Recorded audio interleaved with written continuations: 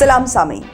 कौम की ज़िंदगी में तारीख की वही अहमियत है जो इंसान की ज़िंदगी में उसकी याददाश्त की है, और वो कौम जो अपनी तारीख को मस्ख कर देती है, उसकी मिसाल उस इंसान की सी है जो अपनी याददाश्त खो देता है। अपनी स्क्रीन पे आप 12वीं जमात की मुताला पाकिस्तान देख रहे हैं। ये किताब पाकिस्तान हिस्ट्री की ऑफिशियल टेक्स्ट बुक है जिसे हमारे स्कूल्स और कॉलेजेस में पढ़ाया जाता है, और बहुत अफसोस से कहना पड़ता है कि इस किताब में कई जगह पर हिस्ट्री को डिस्टॉर्ट करने की कोशिश की गई है। पर जो इक्तबास आज मैं आपको दिखाने जा रही हूँ, मेरे नज़दीक वो पाकिस्तान हिस्ट्री की सबसे ख़राब डिस्टॉर्शन है। ये इक्तबास मुताला पाकिस्तान 12वीं जमात के पहले चैप्टर से लिया गया है। टॉपिक है तहरीक खिलाफत और सब टॉपिक है गांधी का किरदार। लिखते हैं, तहरीक खिलाफत के जरिए गांधी को मौका मिल गया कि वो मुसलमानों को अपने मकासद के लिए इस्तेमाल कर सके। उसने मुसलमानों को मशवरा दिया कि वो अपना घर बार बेचकर अफगानिस्तान, ईरान या किसी दूसरे मुस्लिम मुल्क में हिजरत कर जाएं।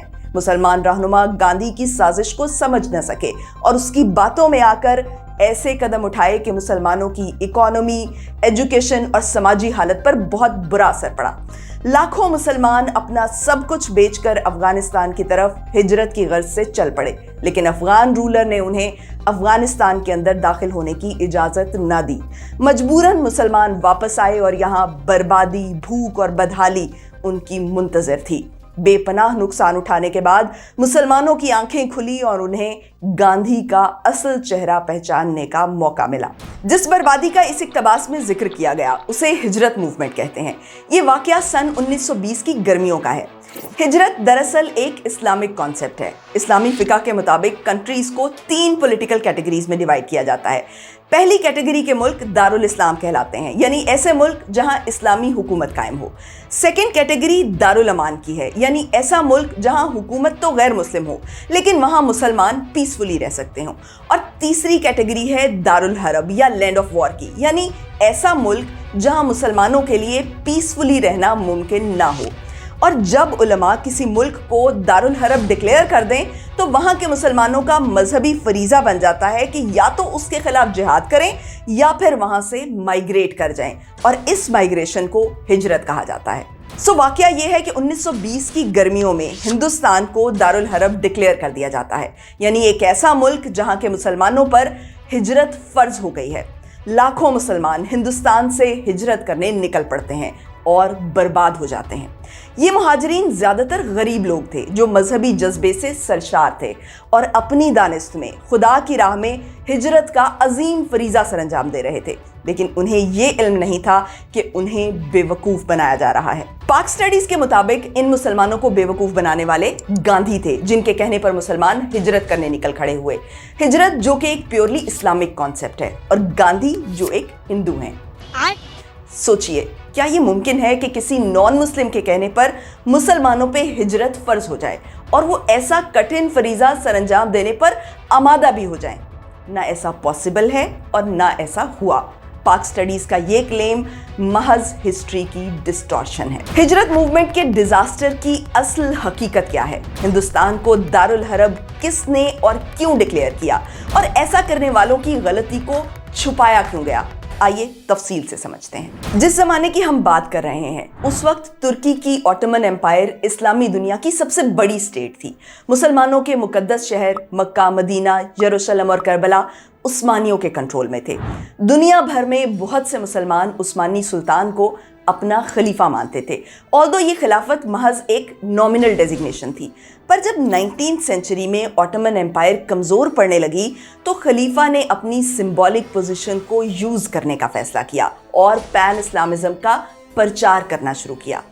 पैन इस्लामिक मूवमेंट का मुद्दा ये था कि तमाम दुनिया के मुसलमान एक पॉलिटिकल अथॉरिटी के तहत इकट्ठे हो जाएं। हिंदुस्तान के मुसलमानों ने पैन इस्लामिज्म के आइडिया को बढ़ चढ़ कर बाय किया, क्योंकि एक यूनाइटेड और पावरफुल इस्लामिक वर्ल्ड का आइडिया इंडियन मुस्लिम्स की माइनॉरिटी साइकी को बहुत सूट करता था।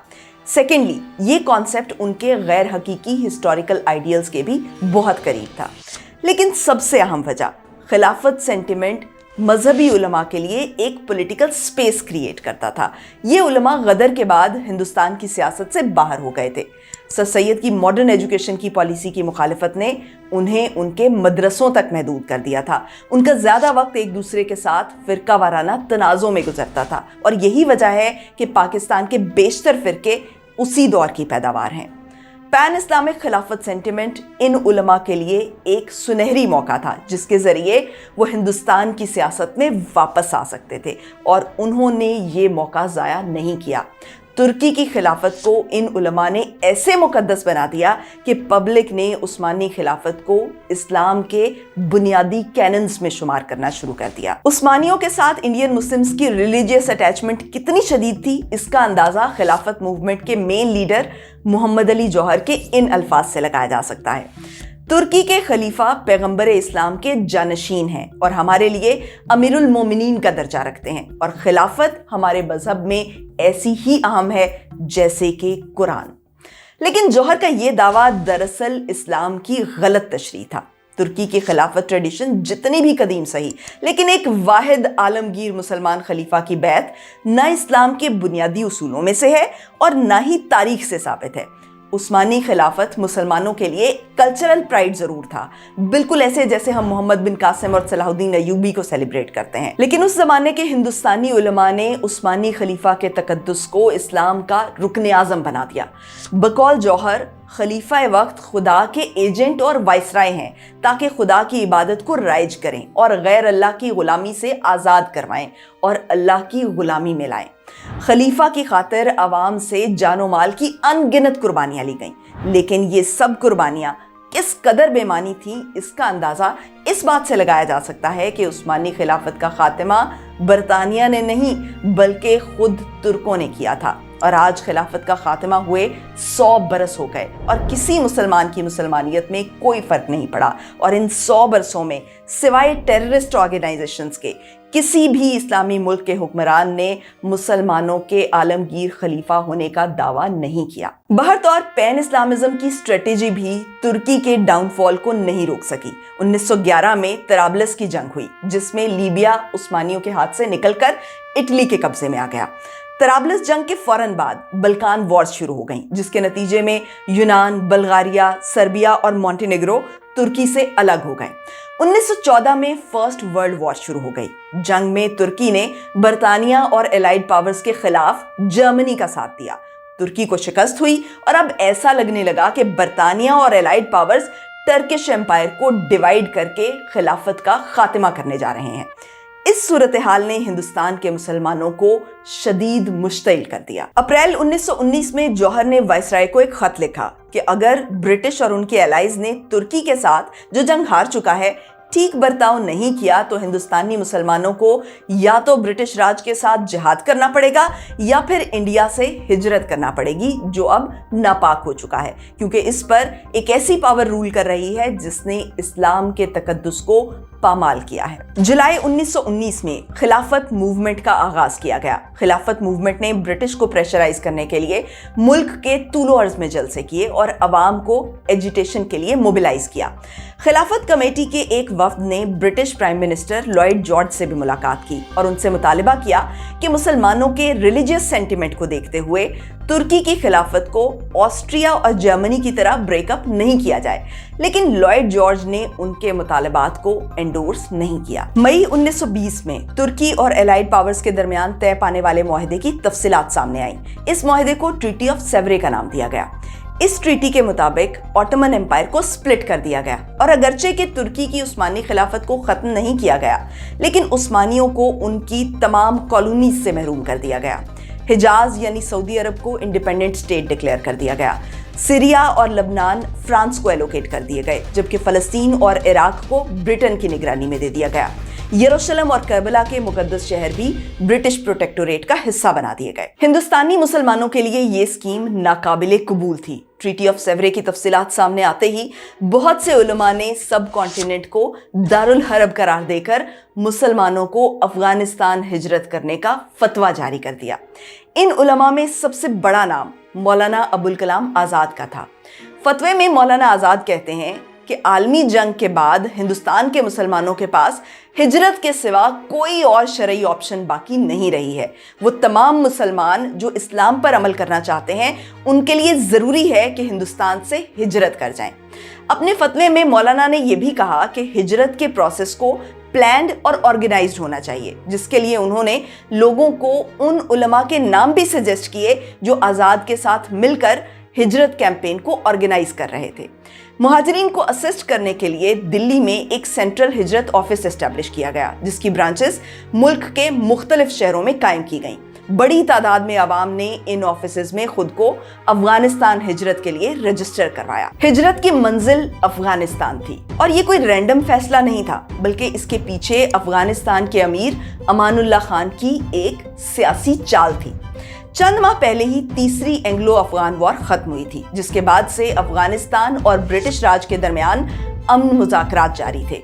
मुज़ाकरात का दूसरा दौर अप्रैल 1920 में हिंदुस्तान में मैसूरी के मकाम पर होना था। इसी दौरान हिंदुस्तान में खिलाफत के मामले पर बेचैनी फैल गई। ये अनरेस्ट अमीर अफगानिस्तान के लिए ब्रिटिश को प्रेशराइज करने का सुनहरी मौका था। फरवरी 1920 में अमीर ने ऐलान किया कि वो इंडिया से हिजरत करके आने वालों को वेलकम करेगा। इसके बाद अप्रैल 1920 में अफगान वजीर खारजा महमूद तर्जी ब्रिटिश के साथ मुज़ाकरात करने हिंदुस्तान पहुंचा, जहां एक मस्जिद में तकरीर करते हुए उसने मुहाजिरीन के लिए अमीर के वादों को दोहराया।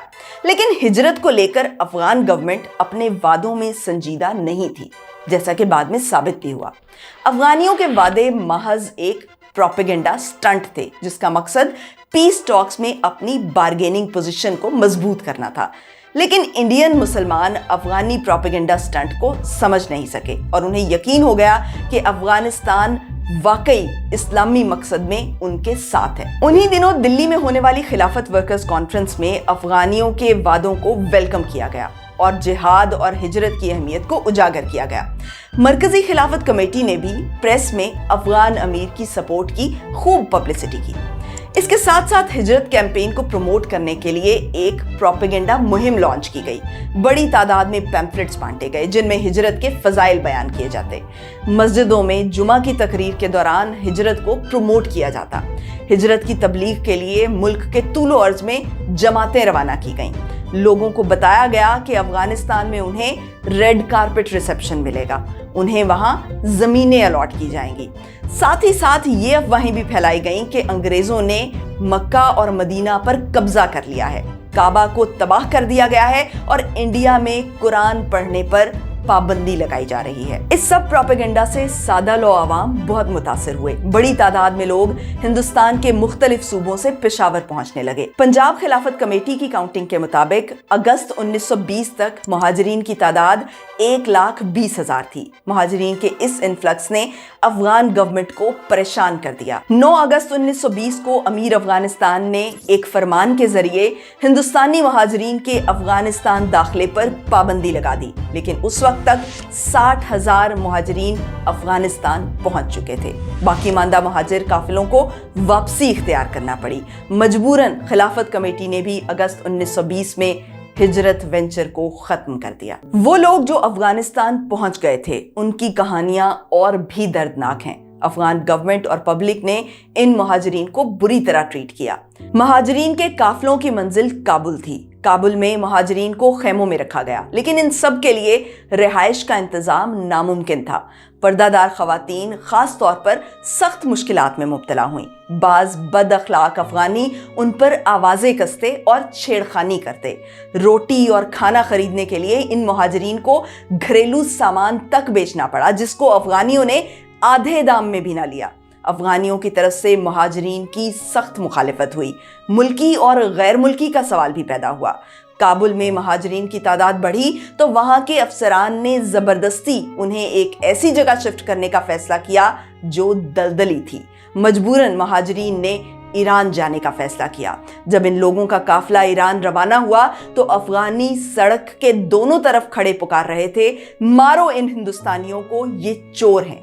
बदनामी के डर से अफगान हुकूमत ने उन्हें ईरान भी नहीं जाने दिया। लेकिन मुहाजिरीन की मुश्किलात ख़त्म नहीं हुई और रफ्ता रफ्ता सब मुहाजिरीन बहुत कुछ गंवा कर वापस आ गए। यहाँ इस बात का जिक्र करना भी जरूरी है कि गरीब मुसलमानों को हिजरत पर उकसाने वाले खुद हिजरत में शामिल नहीं हुए।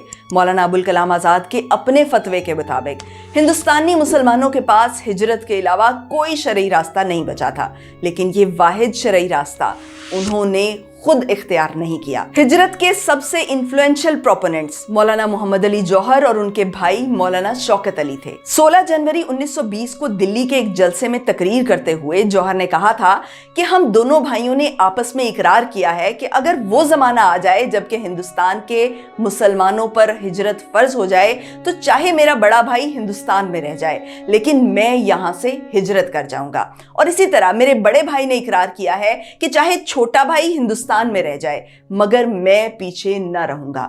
लेकिन जब वक्त आया तो ये दोनों भाई ही पीछे रह गए, हालांकि ये वक्त भी उन्हीं का लाया हुआ था। अब हम वापस इस सवाल पर आते हैं कि हिजरत मूवमेंट की बर्बादी का जिम्मेदार कौन था। हिजरत मूवमेंट का डिजास्टर दरअसल उस जमाने के उन उलमा की गलती थी जिन्होंने हिजरत का फतवा दिया और हिजरत को ऑर्गेनाइज किया।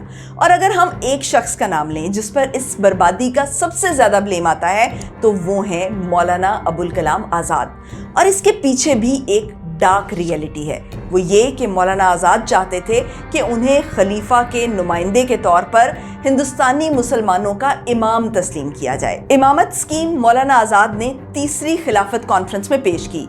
इस स्कीम का खुलासा ये था कि हिंदुस्तान के मुसलमानों को मजहब की राह से मुनज़्ज़म किया जाए, मुसलमानों का एक इमाम हो और वो इमाम की इताअत को अपना दीनी फ़र्ज समझें। मौलाना का ये भी कहना था कि मुसलमानों में ये दावत मकबूल हो सकती है अगर कुरान और हदीस से उन्हें बता दिया जाए कि इमाम के बगैर उनकी ज़िंदगी गैर इस्लामी है और उनकी मौत जाहिलियत पर होगी। इसके बाद मौलाना आज़ाद ने अपनी इमामत के लिए मुल्क भर में लोगों से बैत भी लेना शुरू की और खुद को इमामुल हिंद कहलवाने लगे। इसी दौरान मौलाना ने हिजरत का फतवा भी जारी किया। हिजरत की नाकामी के बाद मौलाना ने तहरीक इमामत को खामोशी से ख़त्म कर दिया। हिजरत के फ़र्ज होने के मामले पर भी मौलाना आज़ाद को यू टर्न लेना पड़ा। और फाइनली हम डिस्कस करेंगे कि हिजरत मूवमेंट का इल्ज़ाम गांधी को देना हिस्ट्री की बदतरीन डिस्टॉर्शन क्यों है। इसकी वजह यह है कि खिलाफत और हिजरत मूवमेंट की नाकामी हिंदुस्तानी मुसलमानों के लिए तारीख का एक क्रिटिकल जंक्चर था। ये उनके लिए एक बहुत बड़ा मौका था कि वो अपनी सबसे बड़ी गलती को सुधार सकते। वो गलती ये थी कि स्टार्ट 20th सेंचुरी के इंडियन मुस्लिम्स ने अपनी हिस्ट्री को गलत इंटरप्रेट करना शुरू कर दिया था। वो लोग कलेक्टिव नार्सिज्म और माजी परस्ती में मुब्तला हो गए थे। वो अपनी गलतियां दुरुस्त करने के बजाय दूसरी कौमों की खराबियां ढूंढने लगे थे। वो ऐसी बातें करने लगे कि हमारे पास्ट का हर जमाना शानदार था, हमारे बुजुर्गों ने कभी कुछ गलती नहीं की और ये जो हमारा डाउनफॉल है इसमें हमारी वाहिद गलती ये है कि हम दीन से दूर हैं, अदरवाइज हमारे अंदर कोई खामी नहीं है। और ये जो दूसरी कौमें हम पर गालिब आ गई हैं इसकी वजह यह है कि इन कौमों ने हमारे खिलाफ साजिश तैयार की जिसे हम समझ नहीं सके और फिर हमारे में से ही चंद गद्दार उनके साथ मिल गए। लेकिन मगलूब होने के बावजूद भी हम दुनिया की अफजल तरीन कौम हैं, क्योंकि जो कौमें हम पर गालिब हैं और दुनिया को लीड कर रही हैं वो बहुत गलत रास्ते पर चल रही हैं और बहुत जल्द वो खुद को तबाह कर लेंगी। जबकि हम वो कौम हैं कि जिसके पास दुनिया की हर प्रॉब्लम का सलूशन है। हमें बस चंद काम करने हैं, यानी दीन पर सख्ती से अमल करना है, गैरों की साजिश को समझना है और तमाम इस्लामी ममालिक को एक मरकज़ पर इकट्ठा करना है। और ऐसा करते ही तमाम दुनिया पर हमारा गलबा होगा और हमारा निज़ाम तमाम दुनिया के लिए मशअले राह और बाइसे निजात साबित होगा। ये वो ख्याली और नासमझ सोचें थी जिनका नतीजा बिलाखिर खिलाफत और हिजरत मूवमेंट की शक्ल में बरामद हुआ। ये मूवमेंट्स न सिर्फ हिंदुस्तान के मुसलमानों के लिए बहुत एम्बेरसमेंट का बाइस हुई, बल्कि उनके लाखों ख़ानदानों को इंतहाई बुरे हालात से दोचार होना पड़ा। इवन देन खिलाफत मूवमेंट बहुत अच्छा मौका था हिंदुस्तानी मुसलमानों के लिए ये समझने का कि अपने डाउनफॉल का उन्होंने जो एनालिसिस किया है और जिस नज़र से वो अपने पास्ट और प्रेजेंट को देखने लग रहे हैं, ये अप्रोच बहुत इमोशनल और अनरियलिस्टिक है।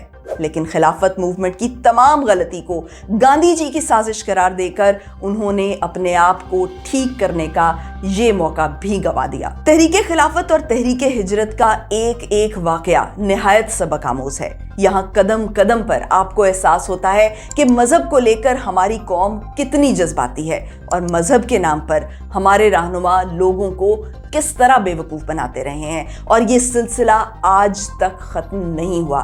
इसकी वजह एक बहुत ज़बरदस्त टेक्निक है जिसके ज़रिए उलमा ने अपने आप को तनकीद से आज़ाद करवा लिया है। टेक्निक ये है कि अव्वल तो आप अपनी हर गलती का इल्ज़ाम दूसरों पर लगा दें ताकि लोगों तक सच नहीं पहुंचे, और इसके बावजूद भी अगर कोई आप पर तनकीद करे तो इस तनकीद का जवाब देने के बजाय पब्लिक को ये बावर करवा दें कि ये इस्लाम के खिलाफ साजिश हो रही है कि उलमा को बदनाम कर दो। ये बहुत बड़ी साजिश है कि उलमा का एतबार ख़त्म कर दो, बाकी मिल्लत खुद बिगड़ जाएगी। ये पूरी साजिश है, ये इस पे काम हो रहा है। लेकिन उलमा को ये समझना चाहिए कि वो गलती से मुबर्रा नहीं है, वो गलती कर सकते हैं। उन पर तनकीद करना इस्लाम पर तनकीद करना नहीं है, और बाकी लोगों की तरह वो भी अपनी गलती से सीख सकते हैं। लेकिन इसके लिए ज़रूरी है कि वो हिस्ट्री को डिस्टॉर्ट करने की बजाय अपनी गलतियों को ओन करें। अपनी गलतियों को ओन करना आसान नहीं होता। इस दिक्कत की वजह दरअसल वो रिवायात हैं जो बचपन से हमारे जहनों में बिठा दी जाती हैं और हमें लगता है कि इन रिवायात की हिफाजत करना हमारा फ़र्ज़ है, और अगर हम इन रिवायात को चैलेंज करेंगे तो लोग हमारे मुखालिफ हो जाएंगे। अपनी ट्रेडिशन को प्रोटेक्ट करना कुछ ऐसी गलत बात नहीं है, लेकिन इसमें भी एक बैलेंस दरकार होता है। हर ट्रेडिशन हेल्दी नहीं होती, बाज़ रिवायात गलत और बाज़ आउटडेटेड भी हो सकती हैं। सो जहां हमें अपनी ट्रेडिशन का एहतराम करना होता है, वहीं हमें इन ट्रेडिशंस को इवॉल्व भी करना होता है। लेकिन जब मुआशरा जमूद का शिकार हो जाए तो लोगों के लिए ये काम आसान नहीं रहता, और अपनी गलतियों को ओन करने के बजाय उन्हें हिस्ट्री को डिस्टॉर्ट करना ज़्यादा आसान काम लगता है। तहरीके हिजरत की नाकामी का ब्लेम गांधी को देने के पीछे एक सोच ये भी है कि अपने उलमा और लीडर्स को ब्लेम करने से हमारा नेशनल प्राइड डैमेज होगा, जिससे हमारी नेशनल यूनिटी को नुकसान होगा। लेकिन इस सोच में भी एक गलती है। वो गलती ये है कि प्राइड माजी के वाक़यात से हासिल नहीं हो सकता। अगर आपको प्राइड फील करना है तो आपको अपने आज में कुछ करके दिखाना होगा। माजी से प्राइड लेना बीमार सोच की अलामत है। तारीख गुरूर करने और घमंड पालने के लिए नहीं होती, तारीख सबक सीखने के लिए होती है, और सबक कामयाबियों से नहीं नाकामियों से लिया जाता है। माजी के तल्ख तजर्बात हमारे वो रहनुमा होते हैं जिनकी उंगली थामकर हम मुस्तकबिल में सफ़र करते हैं। पिछला दर्द ध्यान में रहे तो आइंदा चोट का इम्कान कम हो जाता है। जो गलती याद रहती है वो गलती रिपीट नहीं होती। लेकिन अगर इंसान अपनी गलतियां फरामोश करने की रविश इख्तियार कर ले तो वो बार बार ठोकर खाता है। ये हमारा कौमी अलमिया है कि हम लोग माजी की खुशगवार यादों में खोए रहते हैं और तल्ख यादों से नज़रें चुरा लेते हैं। हमें समझना चाहिए कि हिस्ट्री प्राइड का सोर्स नहीं होती, क्योंकि प्राइड का ज़माना पास्ट नहीं प्रेजेंट होता है। फ़ख्र और गुरूर की कैफियत ज़माना हाल से अखज़ की जानी चाहिए, और अगर खुश होने और फ़ख्र करने के लिए आपको अपने माजी की तरफ देखना पड़े तो इसका मतलब है कि आपका कोई हाल नहीं है।